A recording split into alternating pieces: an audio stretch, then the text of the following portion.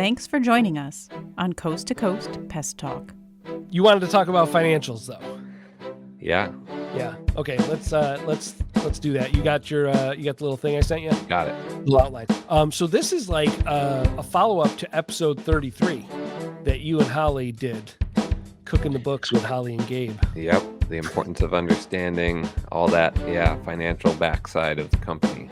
Yeah. I re-listened to that this morning to brush up on what you guys talked about, and it was a lot of like, keeping bookkeeping and keeping your records current and keeping track of things. And then some of the stuff you guys didn't get into was what I was thinking we could talk about today. Like my side of it, like she talks about her side of it, which is more like, I guess, nuts and bolts kind of keeping track of things. And then my side is always on the analytical side, like forward looking. Right. Okay. So, and when I was thinking about this, last night I was thinking, I think there's three aspects of these financials on like a day-to-day basis that I look at. That there's the past, which is accounting. You're reporting on what happened in the past. There's financials that help you gain clarity on the current, like where you sit right now. Right. And then there's projection into the future. And like I feel like there's tools in each one of these arenas that I end up using. And for me, the top one is the P&L, right? Yeah. Right. I mean, that's got to be. Do you look at the P&L every single day? Do you run a P&L? Really? But I definitely do. I mean, every couple weeks for sure. Because my my P&L, it's not like auto. It's not on a daily anything. Yeah. So my bookkeeper literally enters a batch of data. Wow. For like a month at a time. So. Oh my gosh. Okay. So I'm spoiled then is what you're saying. Yeah.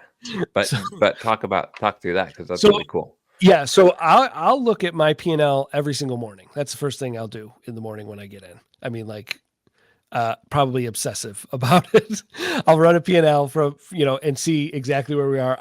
What I'll usually do is I'll compare the top like 5 aspects of what we're doing to what sort of like an industry average. MPMA has some like operating ratios where you're kind of averaging what a typical company in our industry spends on, say, marketing or fleet costs or payroll. So I use that as like a benchmark kind of to guide me. And then I kind of see where we are.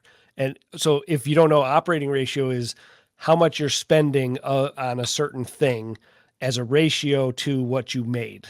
Yeah. So if you made $100 and you spent $10, you're spending 10% of your $100 revenue on whatever that thing is. Just as an example. So for me, obviously payroll for us in our industry is always the biggest, right? It usually runs about 50%. Yep. So I'll keep an eye on that. And if we're running 55%, how come? If we're running 48%, what happened? Somebody take unpaid time off or, whatever. But like, I'll look at all those operating ratios. For me, the biggest ones are payroll. Insurance is it's a big one as far as a number goes. Insurance is like between 5 and 7% annually of our revenue, but it's pretty static. Yeah. Like it's not one that we, I can't pull a lot of levers in season to make a lot of insurance changes. Yeah. Fuel, I'll keep an eye on that, make sure that's in line, we're not running crazy. Service supplies. And then marketing is usually a big one. Usually that's in like that 5 to 7%. But for us, we pretty much allocate that towards direct sales efforts as opposed to marketing. Right. So how does that compare to what you're looking at on your P&L? Yeah, that's right about in line. So I'm trying to think. Our payroll is probably a little over 50. We're probably running close to 55%. Our insurance is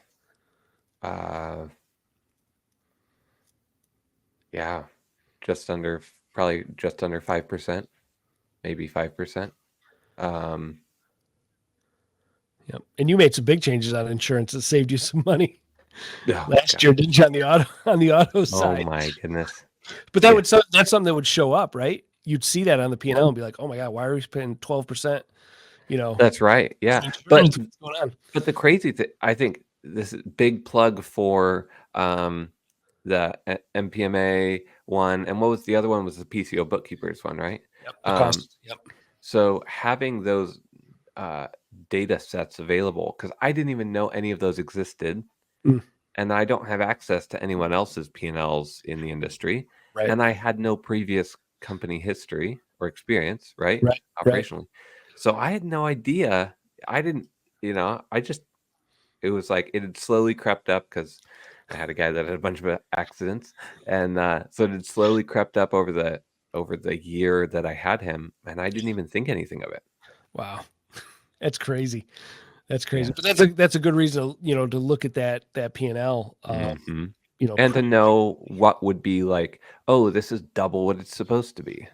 Yeah. Yeah. Well, and something that I've noticed as we hire people, like there's an ebb and flow with some of these operating ratios where, let's say you're growing and you hire a new staff member. Well, now your payroll shot up quickly. Like you can't half hire somebody, like they're either on the payroll or they're not. So you go from say 50% to 52% as an operating ratio for payroll. And then as the season progresses, that person becomes productive. So now they're just not a payroll draw. They're actually adding to the top line, to the revenue. And then all of a sudden it comes in line. Like it comes down. And your payroll expense didn't come down. Your revenue went up to match it.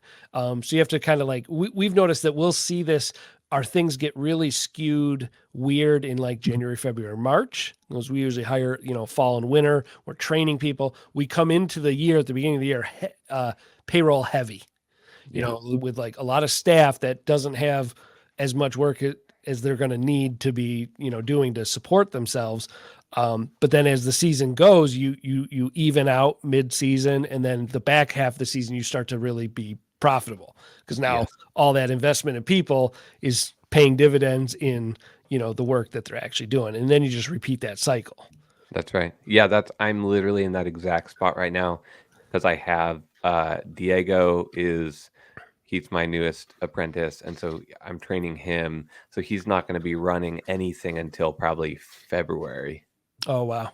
And so he's just sitting, as a second shadowing and training and stuff. So like, I feel that payroll hit really big right now. Yeah. But I'm stoked for when January, February comes and I can throw him out on his own route.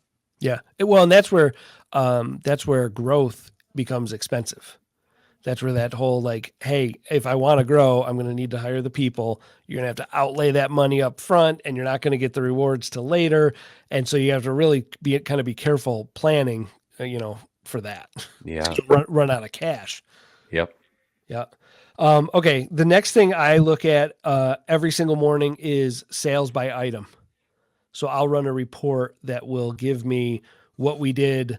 Usually I'll run last week, and then I'll run year to date. And this is just a QuickBooks report, and it gives me an itemized report. How much did we make? How many, yellow jacket nests? How many complete, rodent services? How many monthly commercial maintenance jobs have we done, say, last week? And how much did we make off them? And I will run that every single morning for the previous week and year to date.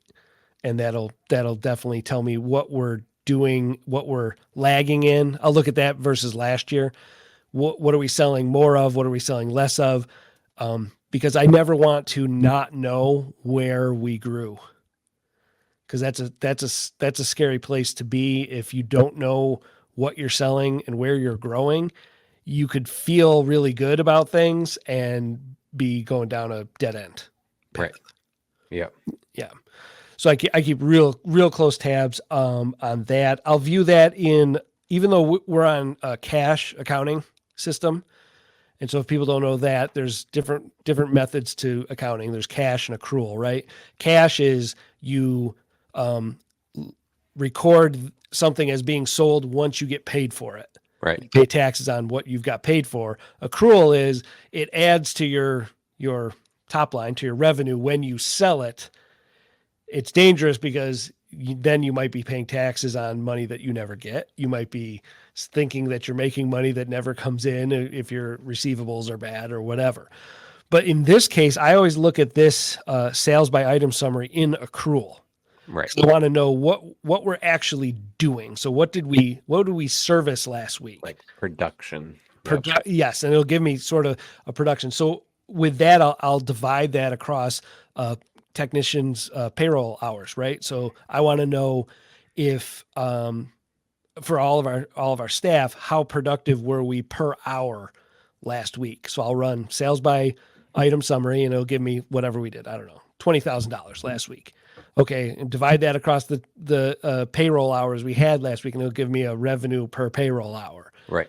And I want to keep that in a range where it feels comfortable, so that I know that we're being productive. We know that we're not like we don't have labor that we're paying for sitting on the sidelines too much, or we're not running people under with too much work. Yep. Because you could go either way with with that one. The other thing with that sales by item summary, and I said it just briefly, but I want to swing back to it. It's scary to me if you don't know where your growth is coming from. Yeah.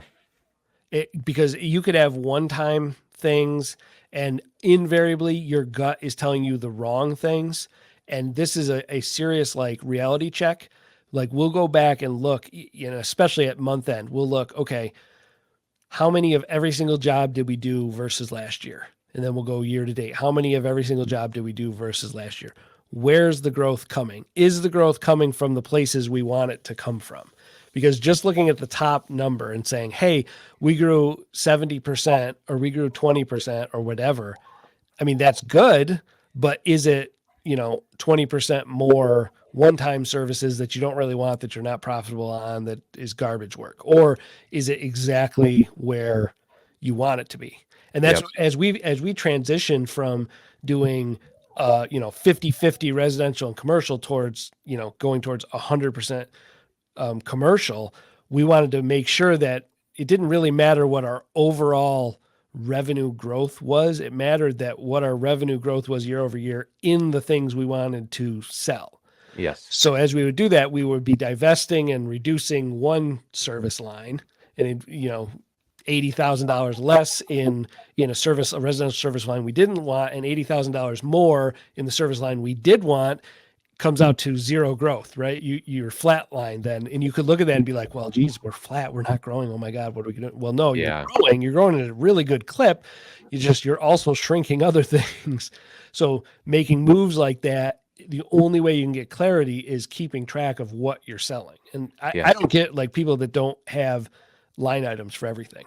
Like we have a line item for callbacks. I could tell you how many ant callbacks, how many sting callbacks, all those things.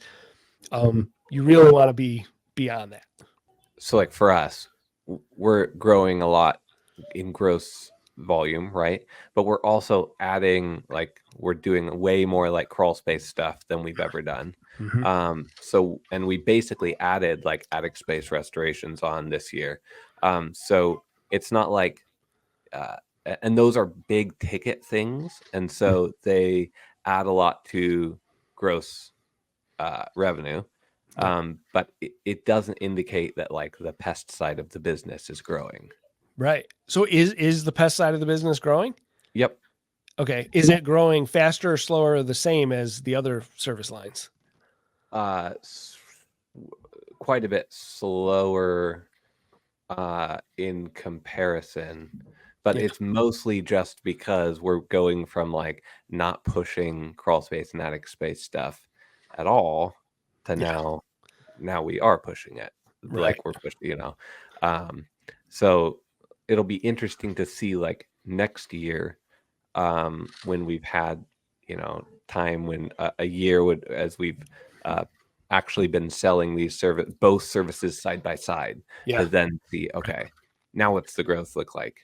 Right. Because you might be like flat next year going, okay, we sold 10 attic things this year, and next year you sold 10 more. You might sell 10 attics. Yeah, right. Exactly.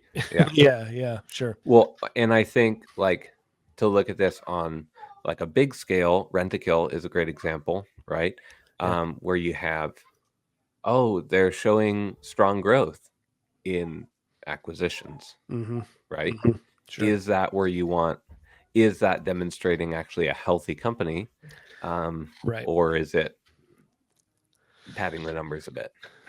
Yeah, no, exactly. And it was hard for Holly when we were transitioning to see a year where you're like, well, geez, we only grew like 8%, you Right. know, because we were eliminating something at the same time. I always say it's like, I don't know, if you've seen like Indiana Jones, Temple of Doom, the first Indiana Jones movie. Do you remember that? Yeah. Okay. I love Indiana Jones. Right at the beginning, he's in that tunnel, right? And he's got that like gold idol on the thing, and he's got this bag of sand, and he tries to like pull the idol off the pedestal and put the bag of sand in its place, thinking it's going to weigh the same. I tell Holly that's exactly what we're doing. We're pulling we're just swapping something. We're pulling this stuff and getting rid of it, and we're putting something right in its place, and it's going to come out flat. That's the idea. As long as you can escape through the, and then you got to run away from the giant boulder. Yeah. Oh my gosh. So the other one we look at, I don't do this every day. I usually do this about once a week. Usually it's at the end of the week. Okay. Do you ever look at your current ratio or your quick ratio? I have no idea what that is. Okay. So your current ratio, some people call it a quick ratio, and I don't do it like completely right. I do it what works for me. Okay. Basically it's going to give you a measure of sort of like the viability cash wise, the cash position of your company at any given time. Okay. So here's how I do it. There's like a little bit of a formula for me, and yours might be a little bit different. And if you talk to an actual accountant, they're going to be like, oh, this is wrong. You need to do it this other way, but whatever. It gives me good information. It gives me a clarity on what's going on. So what I'll do is I'll take my average 1 month of payroll, because I know I have to pay that in the current in the month. I'll take whatever the total is on the company credit card or line of credit. If there's any like short-term debt like that. We pay a lot of our bills on the credit card and then pay it each month. You know what I mean? Right. So like, so we'll have whatever the credit card or line of credit balance is, whatever the 1 month of payroll is. And then we also take whatever the current liability we have for sales tax that we're going to have to pay at the end of the quarter. Okay. So wherever that stands at the moment. So basically it's all the stuff that really in the current month has to get paid. You have to pay your payroll. You have to pay the government, your sales tax. You got to pay your credit cards and any short-term debt that you have. And then I divide that by the combination of cash and current accounts receivables. We're so tight with our accounts receivables that we consider that basically cash. Our current accounts receivables is as good as cash, stuff that's going to come in the next 30 days, and then the cash we have sitting on hand. If you divide these, you'll get a number. If it's less than 1, you're in a bad cash position.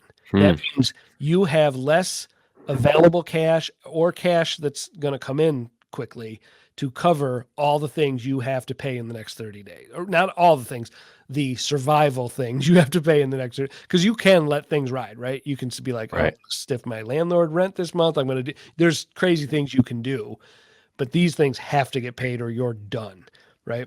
But this isn't, that's why it doesn't matter to me if I include everything. It doesn't have to be all encompassing, but it gives me an idea. If it's less than 1, you're in a bad spot. And we only will run that in like a few years back when we were still doing a lot of residential. January, February, you're like, whoa, you have, 2 weeks worth of payroll in the bank and not a lot of AR. You're not doing a lot of, it's where you're the leanest. So by this ratio, I'm not only looking at, say, my bank account balance, because you could feel like, well, I got cash in there, I should buy this other thing. You're looking at, okay, this is our ratio. We're not buying anything. We're under 1 on our current ratio. We're not buying anything. Now, on the flip side, if you get up to where you're, say, over 2, if you divide those out and you have, say, 2x or more of cash and AR available, then you may want to consider allocating some of that. You're in a position that if you wanted to, you're like, hey, I have to do some preventive maintenance on some trucks. I want to buy a new cap. We need new tires. We're going to invest we're going to try, investing in some new digital advertising. We're, whatever. If you're running, cash heavy, it'll let you know that. And then maybe you can put that cash to work doing something. And doing something may be, putting it into a cash reserve for, if you're heavily seasonal and residential, you may go, hey, I'm going to run, this current ratio really high number and pack all that money into a cash reserve to carry me through the winter. Right. A lot of people run into a lot of trouble, right? That winter time. But that's the current ratio or the quick ratio. Yeah, it's great. That's really helpful. And I think what you said, the differentiation, especially as you scale, like when you're tiny, you shouldn't, but you can run a lot of this, when it's just you, or it's you and Johnny that runs a route with you. When your payroll is, $3,500, and then you're just paying yourself whatever extra, right? Yeah. It's like, it's pretty minimal here. But when you start having serious liabilities, of your payrolls into the 30,000, 35,000 range and above, because we're still small fries, Yeah. You're like, that's a lot of cash you got to have, Every month. ready to go. So the difference, how you put it between, you could have $50,000 of cash in your bank account, be like, I'm sitting pretty, I'm gonna go grab a new truck, right? Because Yep.